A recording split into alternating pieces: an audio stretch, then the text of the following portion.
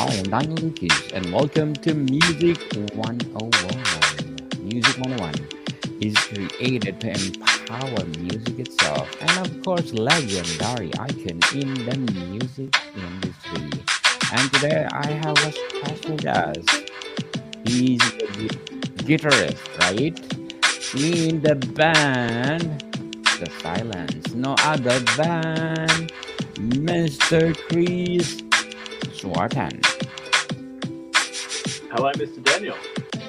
Hello, Mr. Chris, and welcome to Music 101. And can you please introduce more about yourself? Yeah, sure. My name is Chris Schwarten. I'm the guitar player in The Silent Era. We're a alternative rock band based in London. Yes, yes, yes. So, can you tell us about your band, The Silence? How did it start? It? Yeah, so we're an alternative rock band. I'd say, I mean, that's kind of a vague description of it. We've got influences like shoegaze influences. We've got industrial influences. We've got stoner rock influences. Noise rock is a kind of a big part of it as well as like gothic music as well.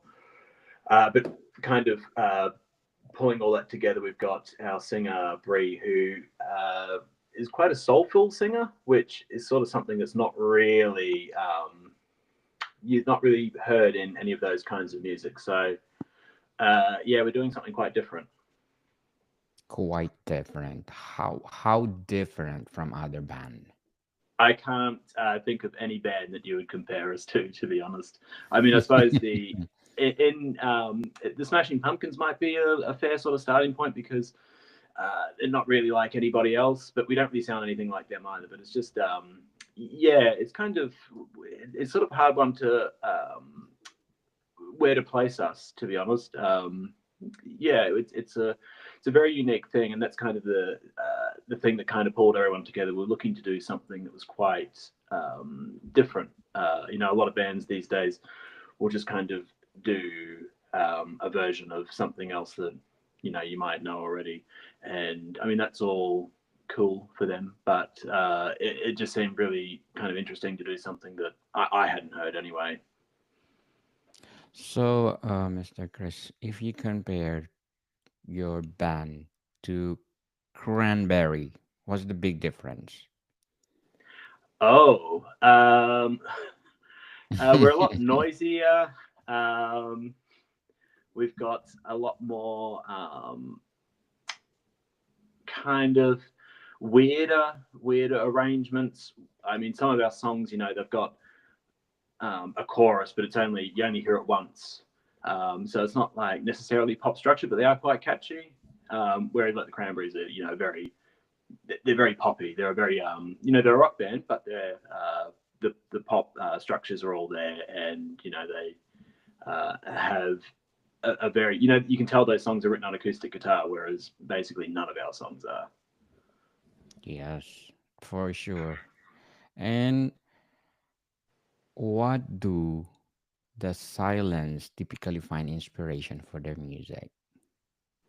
Well, I think it kind of depends on each song. Each song's like quite different, and I mean this band has been. We started out with 4 or 5 songs before we'd done a rehearsal together.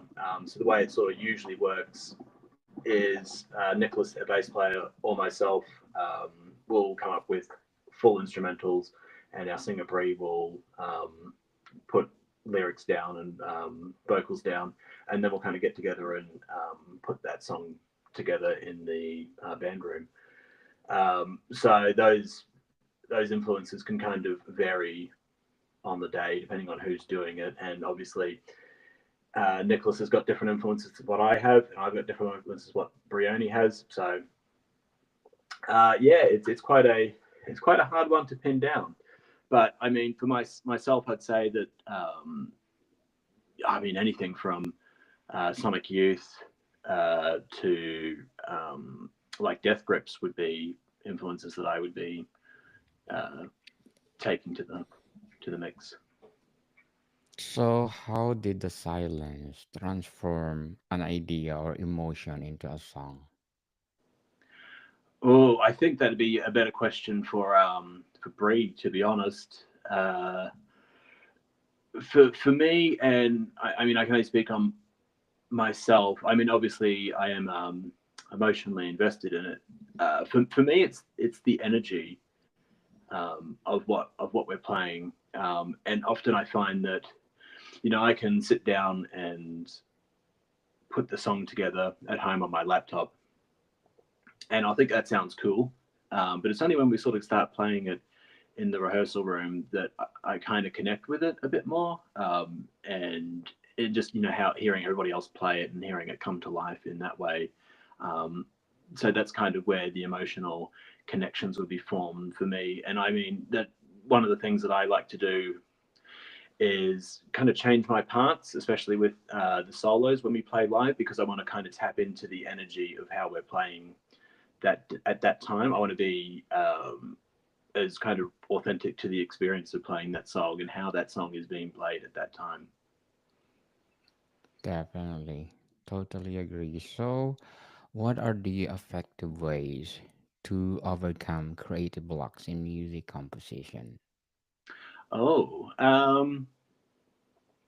sometimes, yeah. I mean, it's a funny one when these blocks come, and they often come when you're really trying to do something. You're putting a lot of pressure on yourself to do it. I think that so sitting at the desk or whatever is often the worst thing you could possibly do. Um, for me, getting outside and taking a breather, doing something else for a little while. I love to cook, so kind of, if especially, I mean, if you're talking about a short-term period, then just kind of doing something else creative um, is definitely a good way to do it. Long-term writer's block, yeah, I mean, that's only it's something that's only time and whatever is going on in your life kind of needs to settle. I think is what usually happens with the long-term stuff. Definitely. So, how important is storytelling in creating music?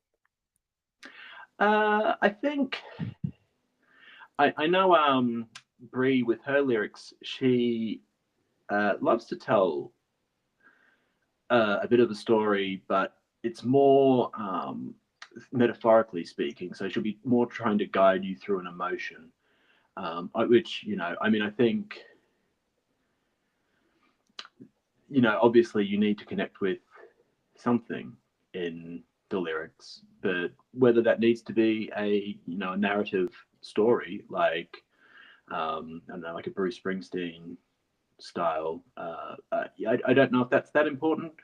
Some of the best songs are quite silly, and the lyrics don't really necessarily mean anything, but it's the context in which you the listener kind of take it. If you just want something that's fun and about doing something fun, then yeah, it doesn't need to be a big story or anything.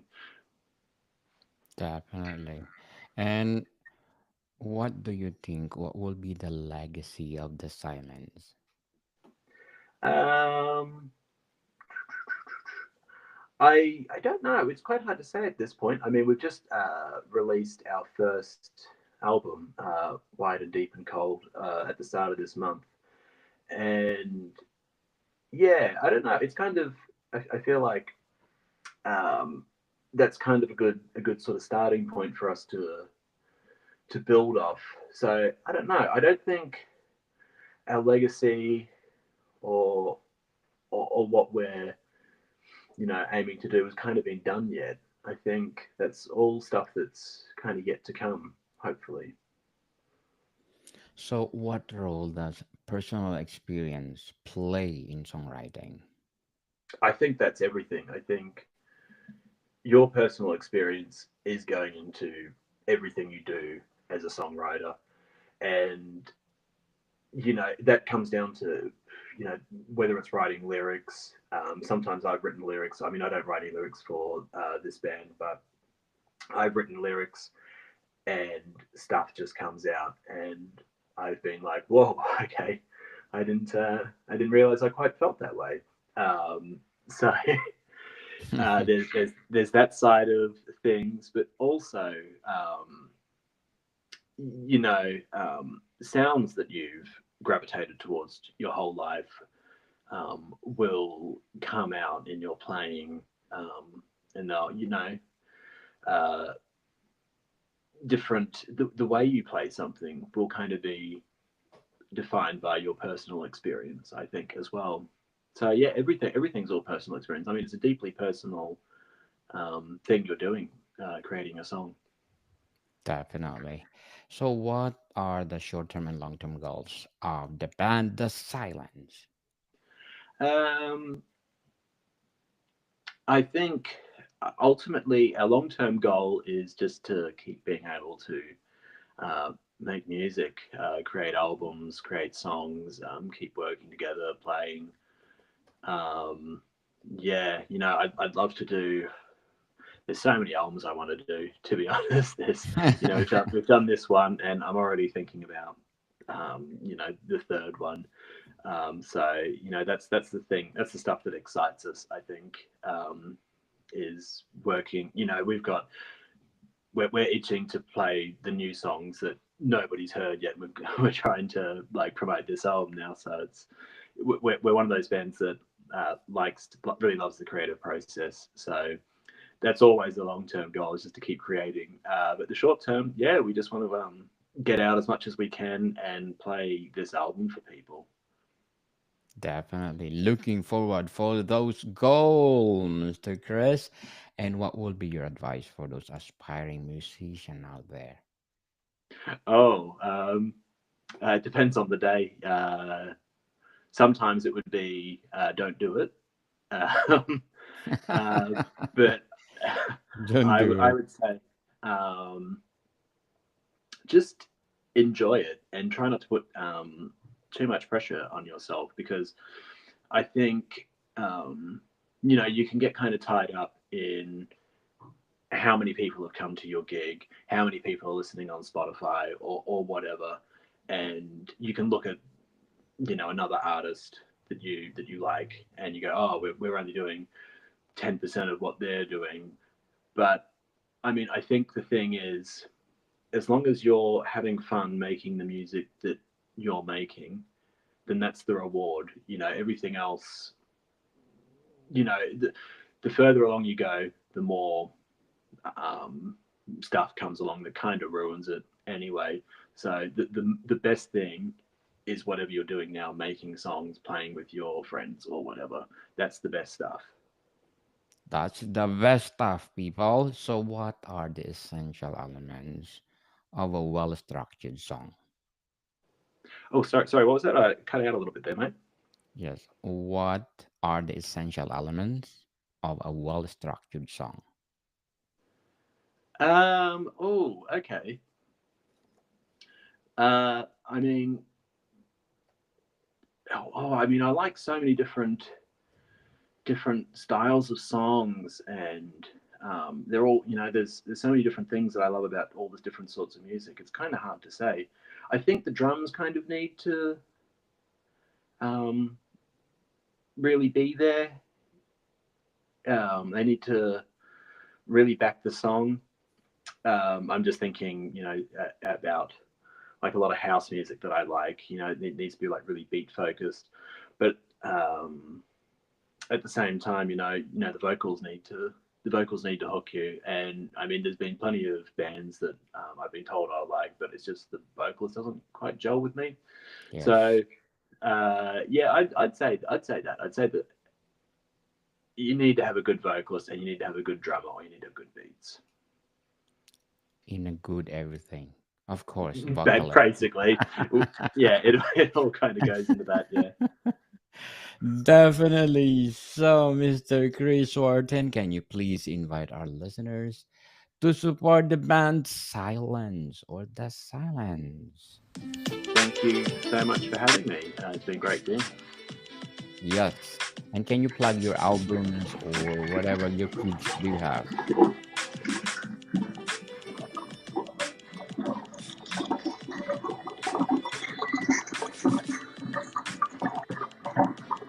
Chris?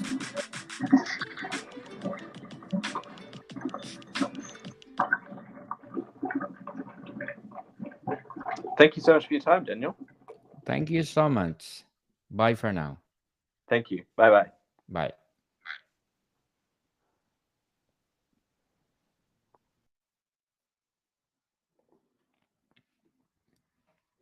Mr. Ferdinand, I totally forgot. Sorry, I'm apologize. Can we do like No problem. 15 minutes and then can you book another time for us? Because you have all these Yeah, interesting let books me to talk about. another. My Food 101. This is my book. Okay. Then wait, I'm gonna just Yeah, do let me this one. just book another time. Okay, so let's do next. Can you just book on my booking calendar, David? Yes, I can do that. Yeah, please. I will just send you. I want to apologize because I do have a guest right now, and I just Mhm. make it 15 minutes so that I have time for you. And can you do book next week? Let me look at my schedule and your schedule, and we'll go from there. Please. Thank you. And again, I want to apologize. No problem. Yes, I know I remembered, but I did not put on the calendar. Building insanely great products. I think we're gonna talk about supposed to be today. It's Yeah, interesting. organizing. Our organizing, yeah. This is the book that we talked about last week, right? No, it's Okay. a follow-on book to that. For that, uh, the book last week was building insanely great products. This is for their managers, for the product success managers. Product managers. So supposed to be we're gonna talk about workbook building insanely great products. No, we're going to talk about organizing and managing to be able to do Organizing and managing. Oh yeah, yeah, this one. Organizing and managing insanely great products. right. Wow, I love to talk about this, but I'm fully booked today, mister. My No goodness, problem. I think I have six guests before this and No after problem. that. So can you No, please book yourself next week, sure. please? Me too. Thank you, Mr. David. Have a good Okay. Have one. a good day. Thank you so much. Bye bye. Bye bye.